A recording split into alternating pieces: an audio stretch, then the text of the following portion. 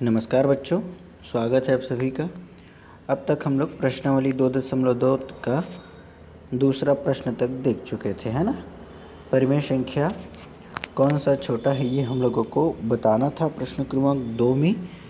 अब हम लोग देखने जा रहे हैं प्रश्न क्रमांक 3, जिसमें आपको उचित चिन्हों के प्रयोग से रिक्त स्थानों को क्या करना है, पूर्ति करना है। ठीक है। अब हम लोग परिमेय संख्या में अंश और हर की बातों पर कई बार चर्चा कर चुके हैं कि अंश और हर में या फिर भिन्न को हम लोग किस तरीके से छोटा बड़ा बताने के लिए हल करते आ रहे हैं।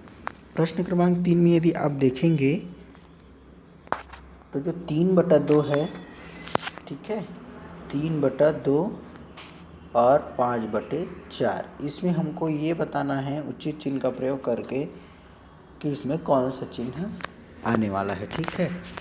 तो मैं इसको हल करने के लिए आपको बताया हूँ कि जब भी इस तरीके का कंडीशन पैदा होगा तो हम लोग जोड़ने की बात करें या घटाने की बात करें, ठीक है, या फिर यहाँ पर हम लोग कोई चिन्ह का छोटा या बड़ा बताने की बात करें, तो हम लोगों का जो हर है वो क्या होना चाहिए, बराबर होना चाहिए।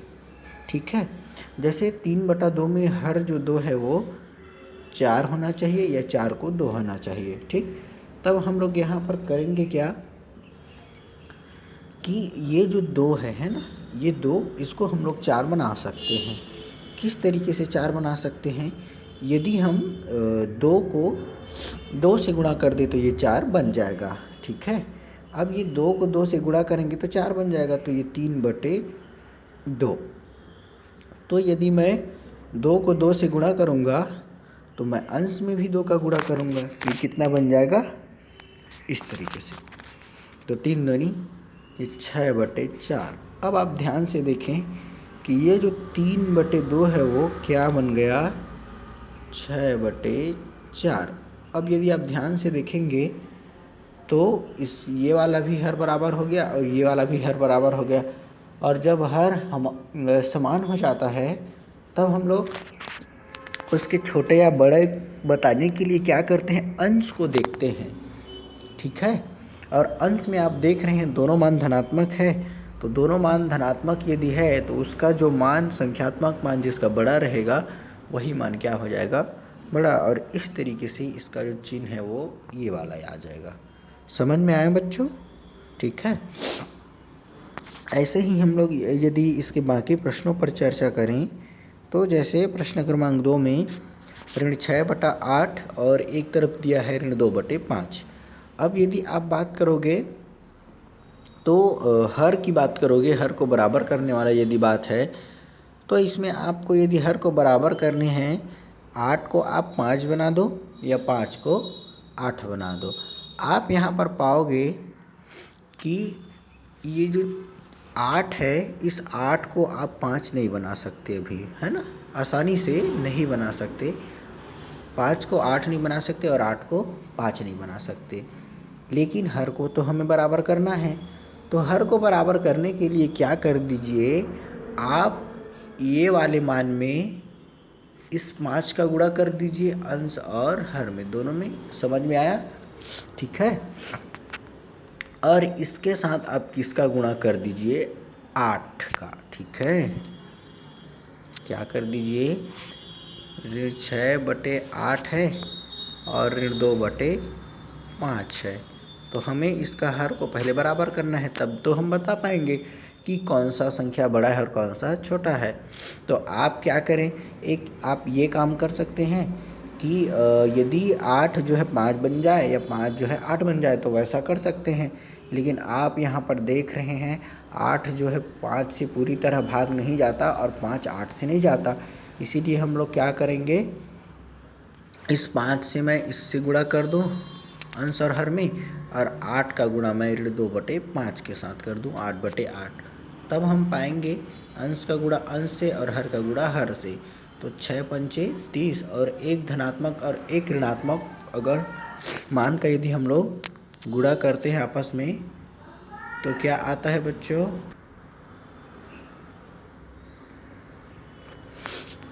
तो आप लोग देखें बच्चों, 5×6 = 30 हो गया और एक धनात्मक और एक ऋणात्मक संख्याओं का यदि हम लोग गुणा करते हैं तो मान हमेशा ऋणात्मक आता है, ठीक है। तो ये ऋण लग जाएगा और ये 5 अट्ठे कितना हो जाएगा 40, ठीक है।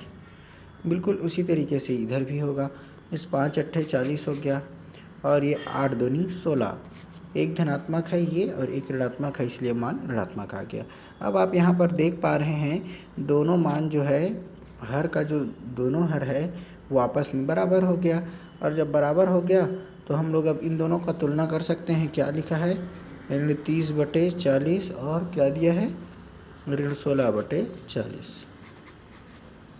अब हमेशा आप एक बात याद रखना, हमेशा ये कॉन्सेप्ट है कि जब कभी भी हम लोग दो ऋणात्मक मानों के बीच तुलना कर रहे हैं, दोनों मान यदि ऋणात्मक है, जैसे यहाँ पर 30 भी ऋणात्मक है और 16 भी ऋणात्मक है, ठीक है। और जब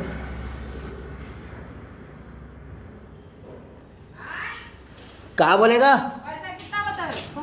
अरे अभी पैसा कहाँ बताए हमें, हाँ बता नहीं। तो लाइन है ही नहीं है पगले, लाइन कहाँ है हमें, हाँ 50 रुपये दे। 50 रुपये नहीं दे दे तो 30-40 से कम मत ले। बूस वाले काम है कई, हाँ? बूस वाले काम है कि एक था बूस बस तो लगाना है पगले, हाँ केवल तब 50 रुपये 50 नहीं लेना, बतेक नहीं मुड़न पगले, देता है ना। कम से कम 30 से 40 हाँ। रुपए है ना। देखे रही बे ना, वही में देखे रही बे, ठीक है बताबे ना। हाँ मैं खैर देखत रही हूँ। अरे आ तो गया यार। तो देखिए बच्चों, जब कभी भी दो मान की यदि हम आपस में तुलना कर रहे हैं और दोनों में से यदि दोनों मान ऋणात्मक है तो जो संख्यात्मक रूप से बड़ा रहेगा वही मान सबसे छोटा होगा। जैसे संख्यात्मक रूप से कहने का मतलब क्या है कि 30 और 16 में संख्या के आधार पर 30 क्या है, बड़ा है, लेकिन ऋणात्मक होने की वजह से बच्चों ये जो मान है, ठीक है, ऋण 30 जो है वो छोटा हो जाएगा, अर्थात 16 वो क्या है, बड़ा है। समझ में आया। दो मान ऋणात्मक है तो ऋणात्मक होने की वजह से जो मान आंकिक रूप से बड़ा होगा, जैसे कि 30 है, वही क्या होगा, छोटा होगा, ठीक है बच्चों। तो इस तरीके से हम लोगों को इसके बाकी प्रश्नों को हल करना है। जैसे यदि मैं प्रश्न क्रमांक 3 पर बात करूं, 1/2 है और ऋण 9/18, ठीक, इसमें कौन सा संख्या बड़ा है या छोटा है। तो मैंने आपको हर को बराबर करने के लिए बताया, ठीक है। हर यदि बराबर हमने कर लिया, उसके पश्चात हमें छोटा या बड़ा बताने के लिए कोई परेशानी नहीं होता। अब मैं बताया आपको कि हर को बराबर कैसे करना है, तो आप एक काम ये कीजिए कि आपको तो ये देखते ये पता चल जाएगा कि जैसे 2 है तो 2 के साथ में किसका गुणा करूँगा तो 18 बनेगा, ये आपको पता चल जाएगा। और यदि पता नहीं चलेगा तब आप क्या करेंगे, 18 को 2 से डिवाइड कर देंगे, ठीक है, इस तरीके से। तो 2 एकम 2 और 2 निये 18, इसका मतलब मैं 2 से यदि मैं 9 का गुणा करूँगा तो मुझे क्या मिल जाएगा बच्चों, इस तरीके से मैं ये, तो मुझे 18 मिल गया। तो ये 9 एकम 9 और ये 9 दूनी 18, ये ऋण 18, ठीक है। और ये तो ऑलरेडी 18 है ही, दोनों बराबर हो गए। अब यदि आप देखेंगे कि ऋणात्मक मान, यदि हर में मान ऋणात्मक है तो वही ऋण क्या है, अंश में ट्रांसफ़र हो सकता है। कहने का मतलब ये जो 18 में लगा है ना ऋण, ये ऋण ऊपर में जाके हम लोग लिख सकते हैं इसे, ऐसा नियम है। तो ऋण 9/18 यहाँ का और ये भी ऋण 9/18, और उस स्थिति में दोनों आपस में क्या हो जाएंगे, बराबर हो जाएंगे। तो बाकी के प्रश्नों को इसी तरीके से आप हल करेंगे बच्चों। जैसे प्रश्न क्रमांक 4 है, उसमें ऋण 15/ऋण 7 है, तो दोनों में यदि ऋण लगा है तब की स्थिति में क्या होता है, दोनों समान हो जाते हैं, और जब समान हो जाते हैं तो मान क्या आता है, धनात्मक। तो ये क्या हो जाएगा, धनात्मक हो जाएगा। अब आप देखेंगे कि वो क्या है, बराबर है, ये नहीं, या कौन छोटा है कौन बड़ा है। ठीक, प्रश्न क्रमांक 5 में ऋण 9 के बटे में कुछ नहीं है, मतलब वहाँ क्या आएगा, 1 आएगा। तो इस तरीके से आपका प्रश्न क्रमांक 3 क्या हो जाता है, कंप्लीट हो जाता है। अब आप देखेंगे प्रश्न क्रमांक 4, इसमें ये पूछा है दोनों परिमेय संख्याओं में कौन सी संख्या बड़ी है। अब आप यदि मैं अब अभी आपको बताया कि बड़ा या छोटा बताने के लिए हमेशा हमें उसके हर पर बात करना रहता है। ठीक है, हम देखेंगे कि उसका हर बराबर है या नहीं। यदि हर बराबर है तब हम लोग उसका अंश को देखते हैं, अंश में कौन सा संख्या बड़ा है। दो अगर ऋणात्मक मान है तो संख्यात्मक रूप से बड़ा होगा वही छोटा होगा, लेकिन यदि दो धनात्मक मान है तो संख्यात्मक रूप से बड़ा मान ही बड़ा होगा। लेकिन यदि एक धनात्मक और एक ऋणात्मक है तो उसमें धनात्मक संख्या सदैव ही क्या रहेगा, बड़ा रहेगा। आप देखेंगे यहाँ पर ऋण 3/13 और 7/13, इसमें संख्या बड़ा कौन सा है ये पूछा है। तो आप यदि इस पर बात करोगे तो दोनों का हर बराबर है, और मैंने बताया जब दोनों का हर बराबर हो जाता है और एक धनात्मक और एक ऋणात्मक है तो धनात्मक वाला बड़ा होगा। कहने का मतलब ये 7 वाला क्या हो जाएगा, बड़ा हो जाएगा। बिल्कुल उसी तरीके से ऋण 4/3 और ऋण 2/5, यहाँ पर आप यदि बात करोगे तो इन दोनों का ये जो ऋण लगा है वो क्या हो जाएगा, धन हो जाएगा। क्यों धनात्मक मान हो जाएगा, क्योंकि नियम ये कहता है कि यदि दो है ना, दो ऋणात्मक संख्याओं का यदि हम लोग आपस में भाग करते हैं तो वो मान जो आता है वो धनात्मक रहता है। तो ये ऋण 4/3 और ये 2/5 हो गया। यहाँ तक समझ में आया। अब हमें करना क्या है, इस हर को बराबर करना है। ये हर तो बराबर नहीं है, तो 3 को मैं 5 बना दूं या 5 को 3 बना दूं।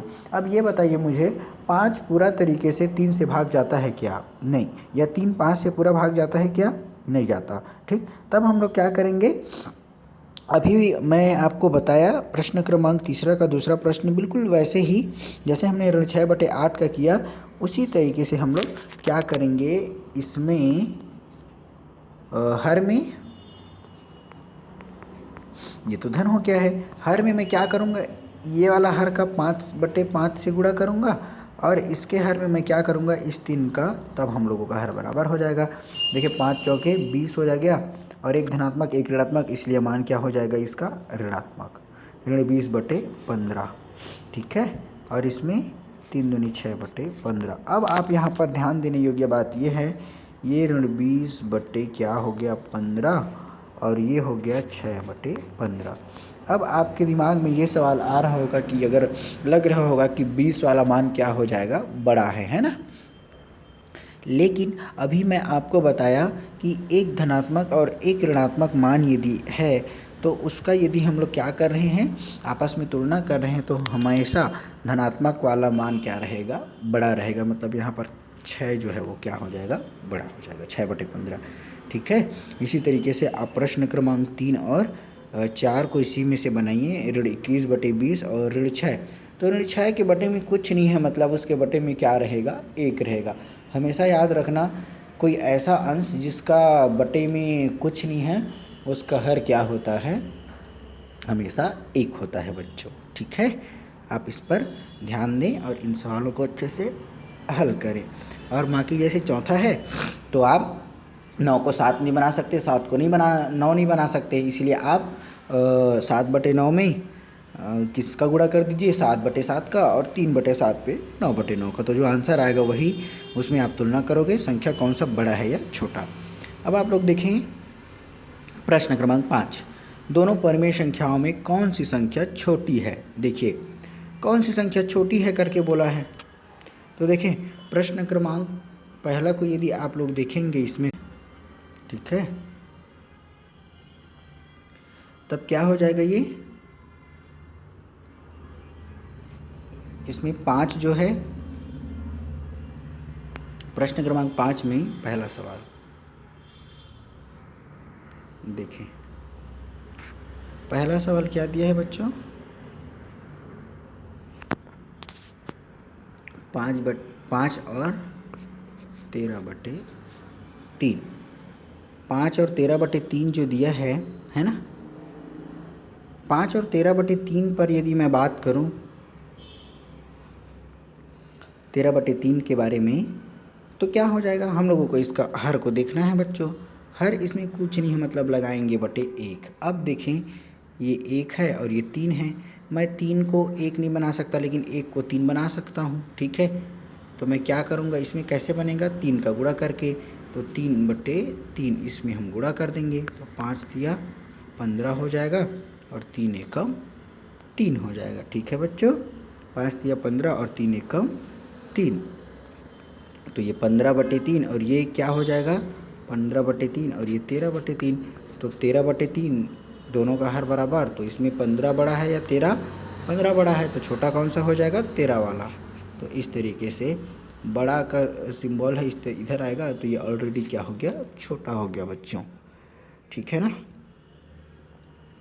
अब यदि मैं इसके दूसरा सवाल पर बात करूं, 4/6 और 4/6 7/3 इस तरीके से दिया है। तो ये ऋण 6 है, दोनों में यहाँ पर 4 मेरे नहीं लगा है ना, 4/6 7/3। अब यदि आप लोग देखोगे यहाँ पर हर 6 है और ये 3 है, तो मैं इस 6 को तो जस का तस रहने देता हूँ, इस 3 को मैं 6 बना सकता हूँ, क्या करके 2 का गुणा करके, तो 2/2। तो देखें ये 4 हो गया और ये ऋण 6, ठीक है। अब ये 7 दूनी 14, तो ऋण 14 हो गया और ये 3 दूनी 6, ठीक है।